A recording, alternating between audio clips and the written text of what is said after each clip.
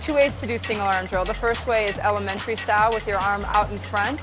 So whatever arm you're not using, say in this case it's our left arm and we're pulling with our right arm, keep our left arm out in front and pull with our right arm. You want to make sure, just like in all drills, that your head is in the correct position. You're looking down at the bottom of the pool. When you take your arm stroke, you really want to make sure you rotate your hips. Your left arm is up there for balance purposes only, but you still need to rotate your hips from side to side. As you breathe, make sure you keep your head in line with your body, and you're always breathing just to the side, never behind you or never in front of you. Every single arm drill is also a kicking drill, so she's going to keep a good strong kick behind her.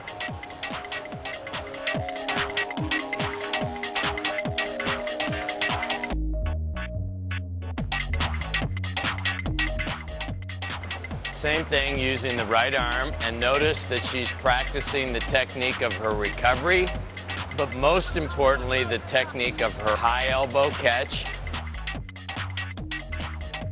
and her hip rotation.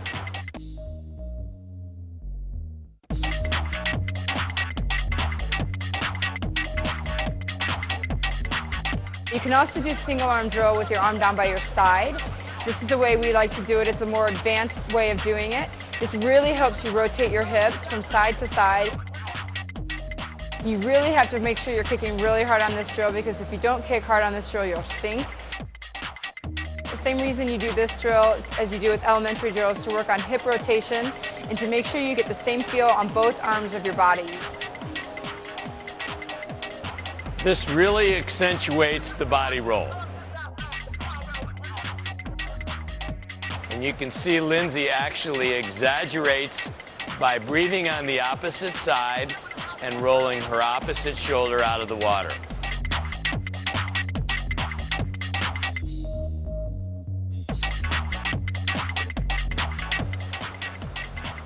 As she comes back, you can see that the legs are still emphasized, and she's looking at the bottom of the pool.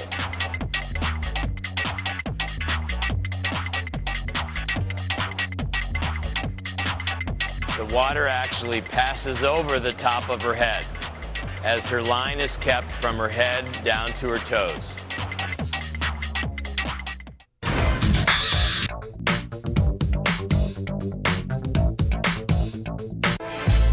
Now when you put both the single arm drills together, you do what we call 4 and 4 drill. So you go 4 right arm, 4 left arm. So after you do the single arm drills, you go into this drill. You can do this elementary style with both hands above your head, or you can also do it advanced style with one arm down by your side. This drill basically is helping you work not only your hip rotation, the exact same things we did in the single arm drill, but now you have to switch from side to side and switch your breathing patterns from side to side. Again, on this drill, don't forget to kick, because if you don't, you're going to sink. And if you get out of line, it's real easy to notice, because you'll be swimming from side to side instead of swimming straight. This is the elementary single arm drill, but you're practicing rotating to both sides. You go 4 right arm, and then 4 left arm. Notice the hip rotation.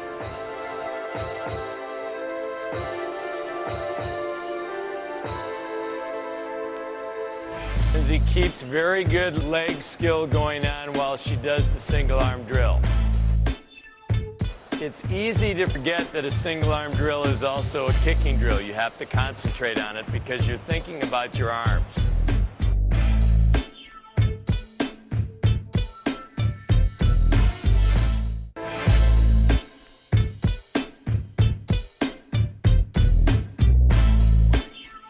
When you're breathing, you breathe to the side that your arm is down by your side. It makes it a lot harder, but it also makes you keep your breathing pattern in line, keeps your head in line, and again, you're always looking towards the bottom of the pool. Again, on this drill, don't forget to kick, because if you don't, you're going to sink. She goes 4 right and then 4 left with exaggerated hip rotation.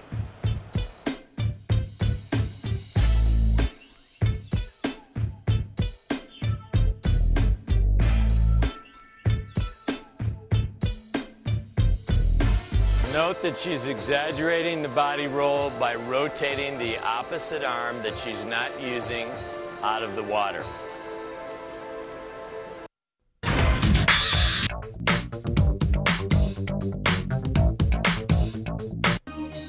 This is catch-up drill where you have both arms out in front and you take an arm stroke and hit your hand in front and then take another arm stroke. This is good also for body rotation and also in order to keep your stroke long. You know, when I swim freestyle, my stroke is very long, and this helps me minimize my stroke count per lap, and it also helps me focus on keeping my body position in line when I'm not stroking, just by using my legs. You can see she has a great wingspan, and she likes to get as much out of her stroke as possible. However, when you do this drill, it's still important to work on hip rotation and body balance.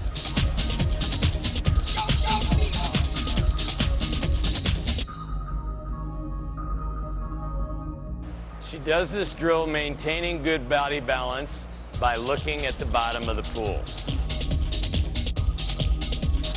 She gets full extension in front and full extension behind, past her hips. This is catch-up drill, but using a pipe kind of as a little prop to help us mix it up a little bit and have a little fun in practice. You use the pipe to make sure that you're actually stopping your stroke and really focusing on your body position. And make sure you're looking down at the bottom of the pool and not at the pipe, because sometimes that can be a distraction. So make sure, again, that you're rotating your hips and you're really finishing your stroke on this drill, because sometimes you're a little tired by doing this, and if you don't finish your stroke, you're losing the focus. This is particularly good for Lindsay because she works on getting nice and extended in the front. However, even though you're extended, you must think about having a good high elbow catch on each stroke.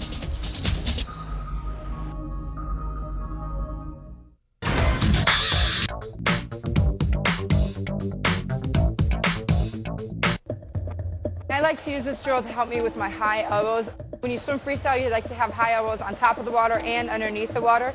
A lot of people are getting away from this, where they think that swimming with straight elbows is better for them. But in my case, I like to swim with a long stroke, a very long body, and sometimes it gets out of whack if I don't use my high elbows underneath the water and on top of the water to advantage.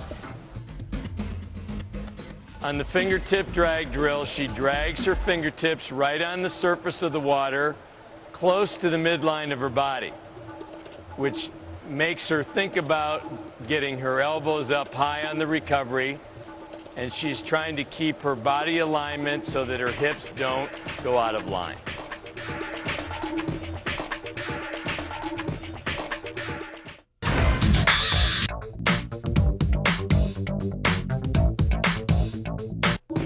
This is really good for high elbow catch under the water, especially if you're using a straight arm stroke. You don't want to forget to use high elbow catch underneath the water. This is where you're going to get the most power through your stroke. As you reach out, you're turning your fingertips down towards the bottom of the pool, and your elbow goes high up. And you make sure that your elbow is high up the entire way.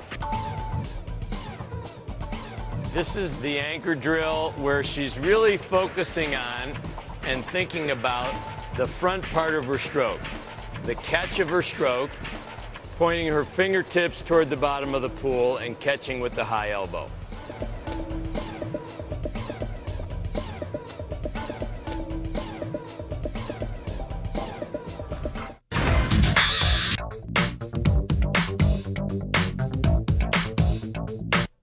This is something that I unfortunately had to do when I hurt my knee at World Championships in 2001.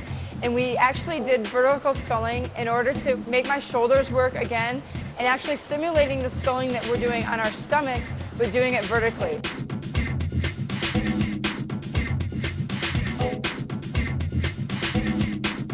Now when you do vertical sculling, you want to make sure that you try to form a figure 8 in the water. And you usually should try to get whirlpools, and that makes sure that you're doing your figure 8s correctly and you're doing your sculling correctly.